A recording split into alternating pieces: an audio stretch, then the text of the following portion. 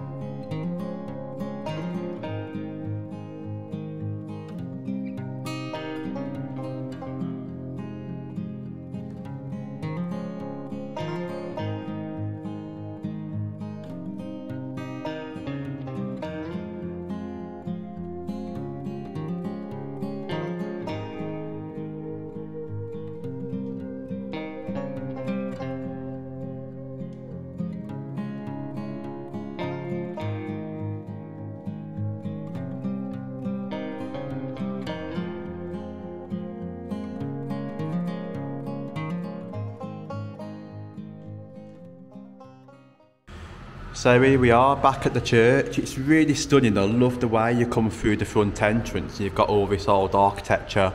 Got the bell tower right away at the top, as you may have seen. We did the bell ring in the last video, which is quite cool. And there is lots of history. Just notice a date up there. It says 1933. A grant was actually made for repair of the church.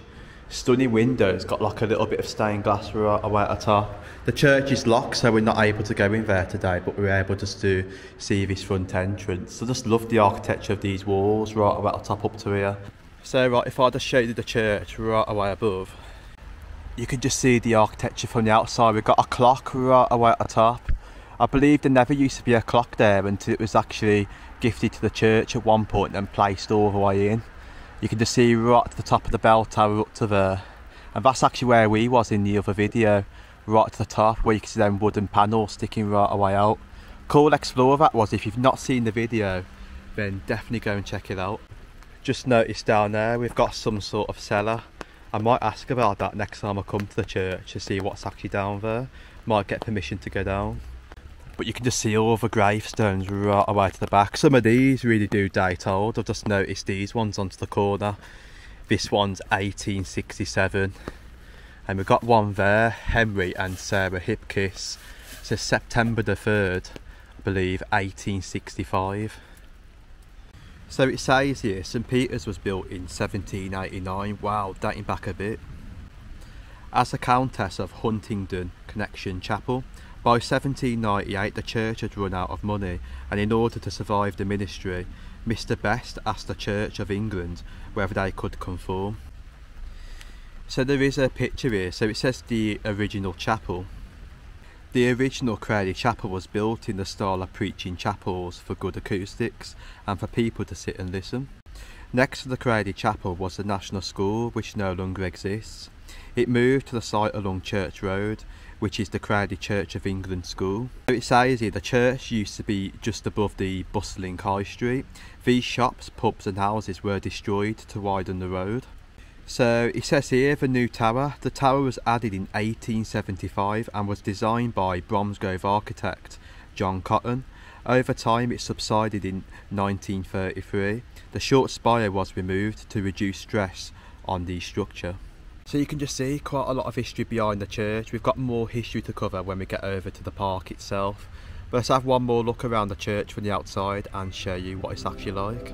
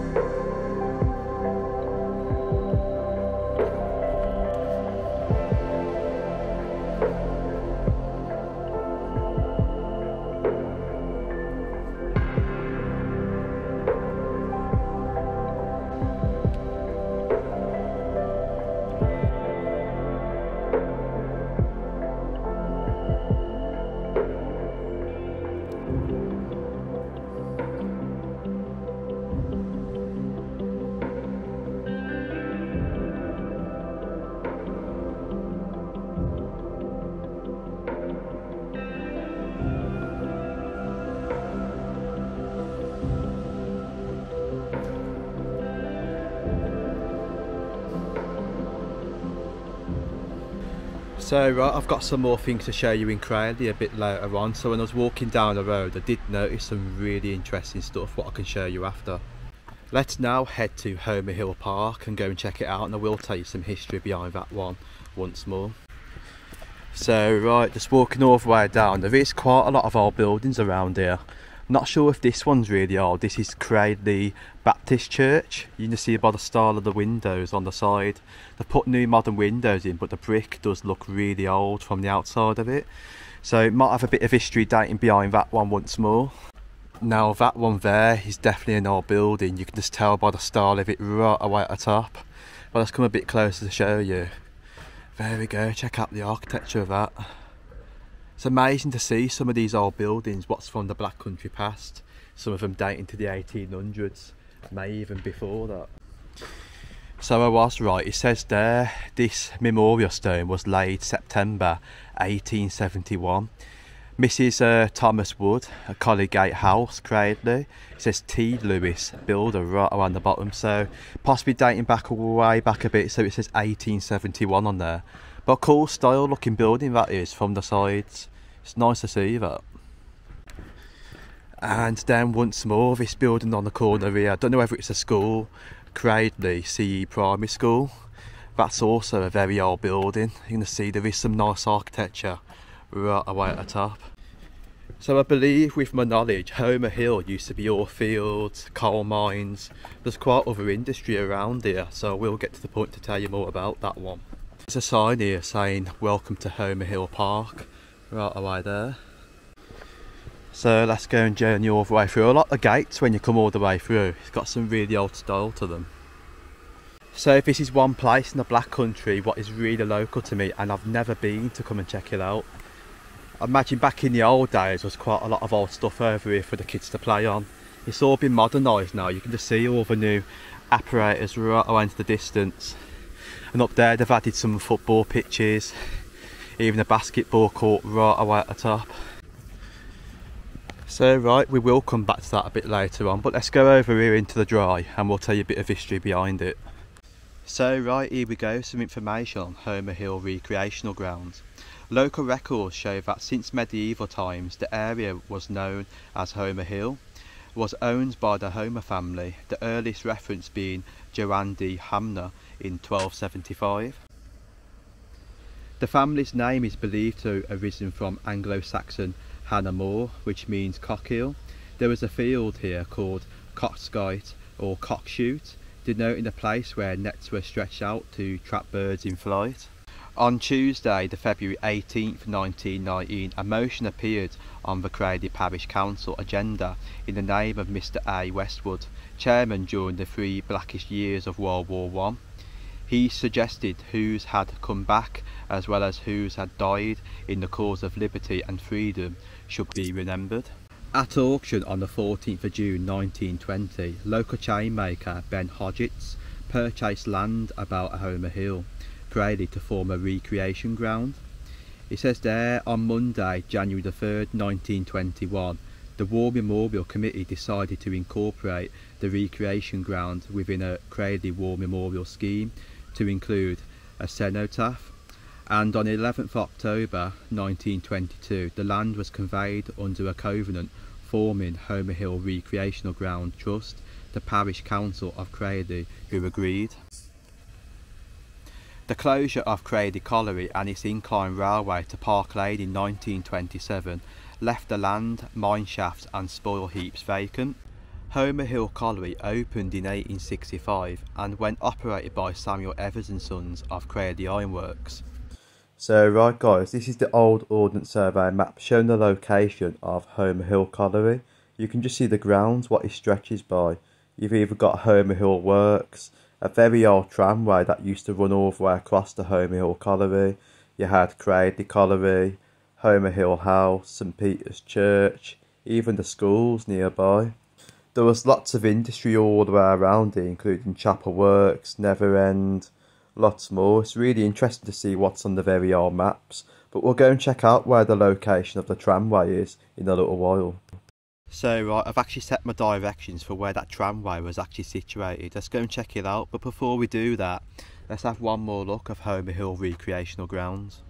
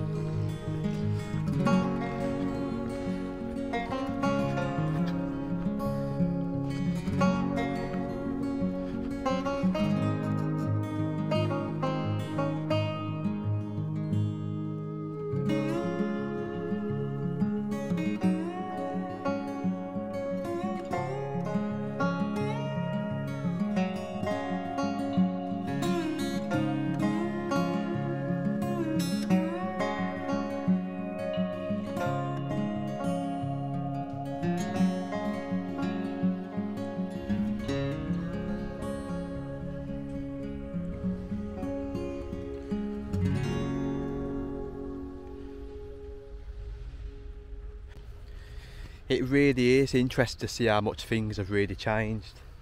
All the grounds, all the new apparatus right away. Imagine back in the old days, it looks so much different over here.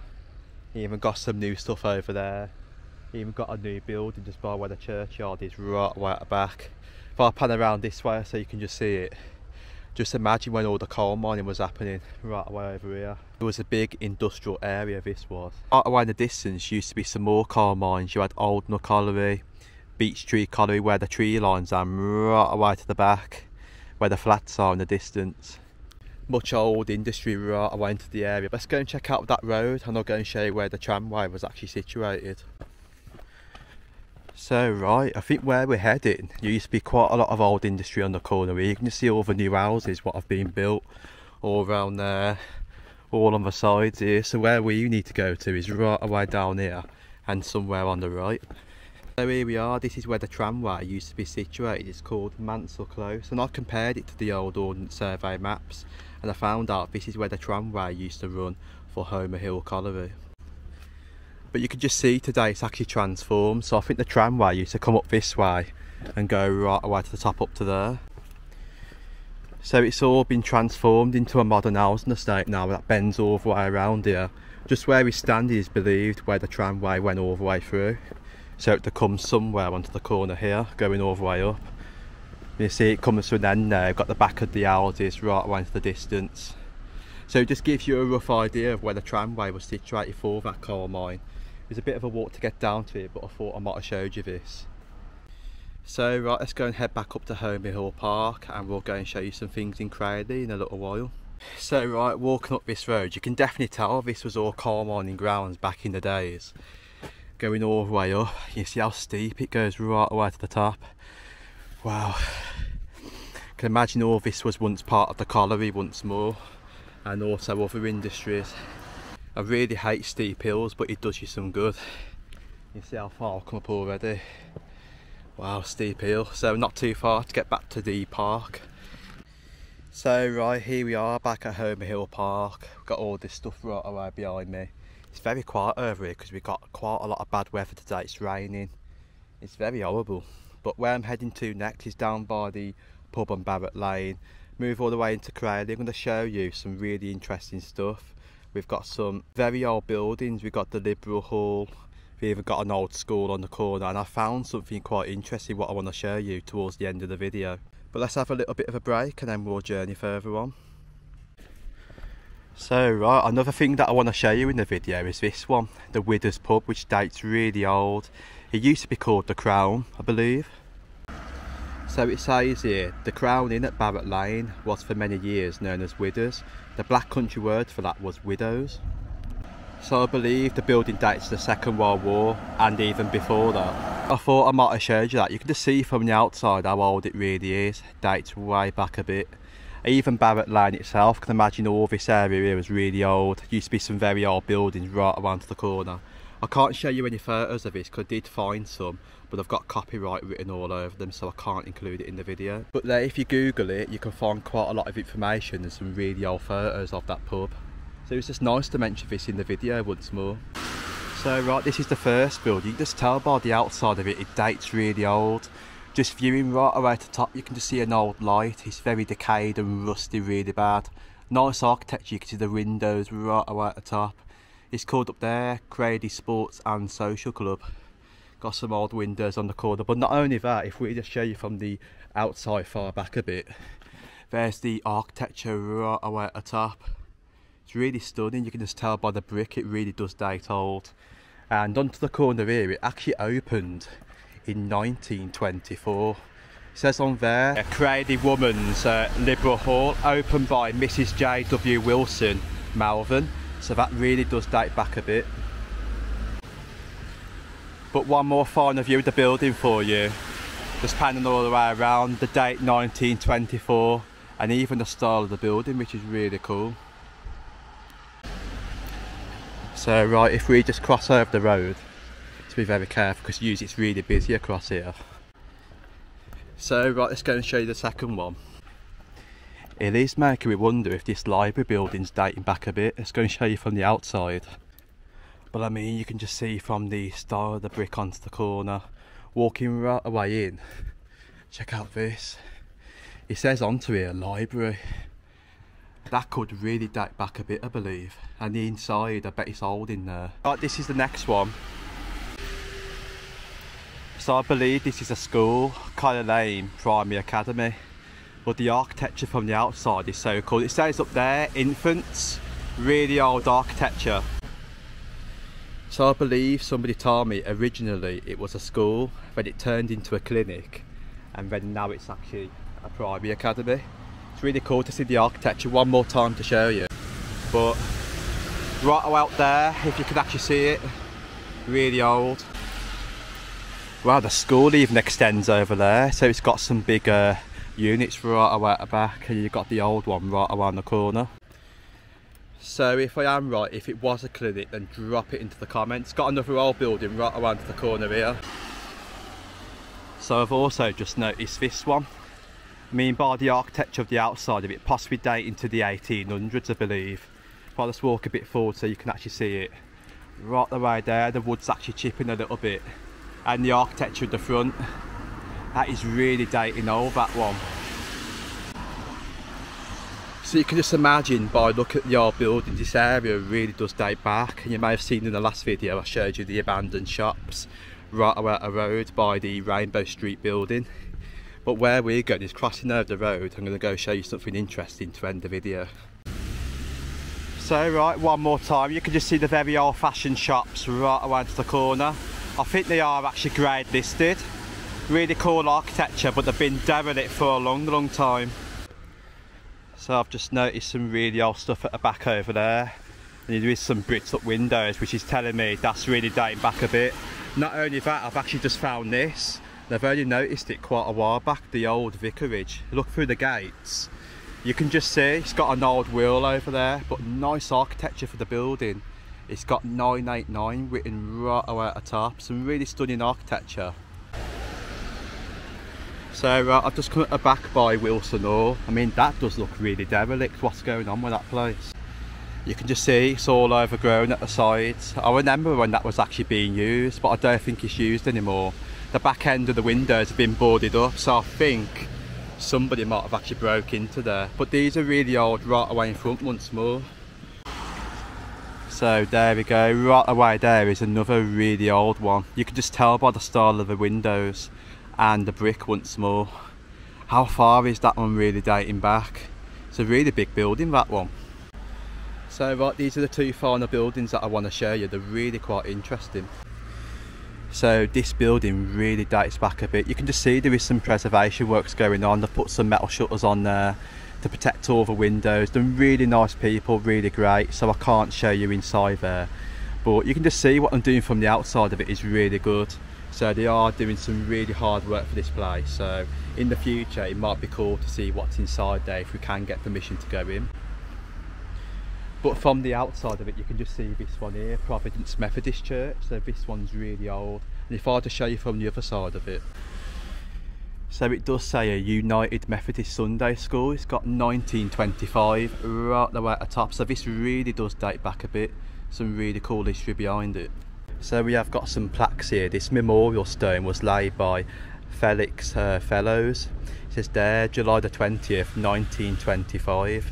It's really dating back a bit, that one. But you can just see from the outside, really dating back a bit by the architecture right away at the top. You can see the sign there, United Methodist Sunday School. But I mean, in the old days, there was quite a lot of old Sunday schools about, you imagine, in various different places. Some of them have vanished, but this is a really cool one to see. But we've also got a sign here. This one's really dating back a bit. It says laid by, but I can't see there because the sign's chipped away a little bit. It's got a day, 1886. And then we've got another stone here. This memorial stone was laid by Dr. H.R. It says Kerr of Hales in September the 27th, 1886. So once more, this one is really dating back a bit. But it's really cool to see these buildings, that one there and also the old one on the corner. Over the road we've also got another old pub, the Little Chop House, and that one once more has a bit of history behind it, and that really does date back. So I have found a bit of information behind the 1925 building. It says here the building, the present church hall, 1924, presented the trustees with the desire to build a new Sunday school building. The present church hall, by July 1925, the building was well advanced and a stone laying ceremony was held on the July the 8th. Mr. Felix Fellows and Mr. Caleb Parker, a former scholar, were invited to lay memorial stones. During this time, magnificent efforts were made by all sections of the church and donations poured in, large and small. So just a slight bit of more information, collections were made in the Sunday school by children, a box being kept by each class, which was opened every month. 2 grants of £250 each were made by Methodist Connection. It was evident that the building committee was determined to see that the building was opened free of debt.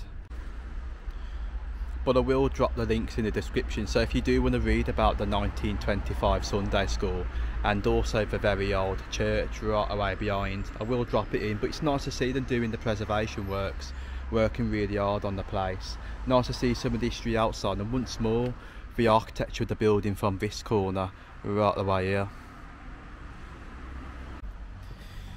So there we go, that's about it for today. I hope you've enjoyed the video. I will come back hopefully soon and I will cover a bit more information and bits and pieces around here. Might come back and tell you more about this. It's a shame the weather's really horrible today. As you can just see, I've got the umbrella. But I was hoping to do more things, but I'm going to get back home, have a nice coffee and relax and edit this video. So I hope you've enjoyed it, the Midlands Outdoors out. Hope you've learnt something new as well at the same time. But see you soon for more exploring the Black Country. Ta-ra for now.